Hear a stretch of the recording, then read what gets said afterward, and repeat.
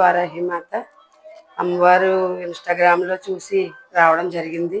కానీ చాలా మహిమగా ఉంది. ఇక్కడ చూస్తే అమ్మ అనుకున్నవన్నీ కూడా చాలా బాగా చెప్తున్నారు ఆవిడ. నేను చాలా పదులకి వెళ్ళాను, చాలా చోట్ల చూశాను. కానీ ఇంతలాగా చేయి పట్టుకొని చెప్పడం అనేది, ఒక్క రూపాయి తీసుకోకుండా చెప్తున్నారంటే ఈవిడ చాలా మహిమగల తల్లి అని నేను నమ్ముతున్నాను. నా బిడ్డ గురించి అడిగాను, నా కూతురు, కొడుకు, నా భర్త, మొత్తం నా సంసారం గురించే చెప్పారంటే ఆవిడ చాలా మహిమగల తల్లి వారాహిమాత. మేము ఇన్స్టాగ్రామ్లో చూసి వచ్చినట్టే నలుగురు వచ్చి అమ్మ గురించి 10 మందికి తెలిస్తే నాకు ఆనందంగా ఉంటుందని కోరుకుంటున్నాను. ఒక్క రూపాయి మనం తెచ్చుకునే నిమ్మకాయలు తిరిగి మళ్ళీ మనకే ఇస్తున్నారు ఆవిడ. మనం కొట్టిన కొబ్బరికాయ కూడా మనకే ఇచ్చేస్తున్నారు. ఒక్క రూపాయి కూడా అక్కడ దక్షిణ వద్దని చెప్తున్నారంటే నాకు చాలా సంతోషంగా ఉంది.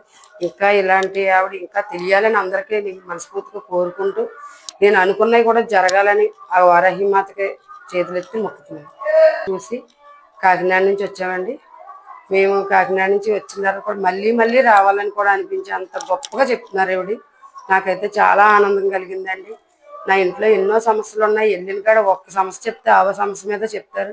కానీ మన కుటుంబం గురించి ఇంతలా చెప్తున్నారంటే ఈవిడ చాలా మహిమగల తల్లి అని నమ్ముతున్నాను. వారాహిమాత, జై వారాహిమాత.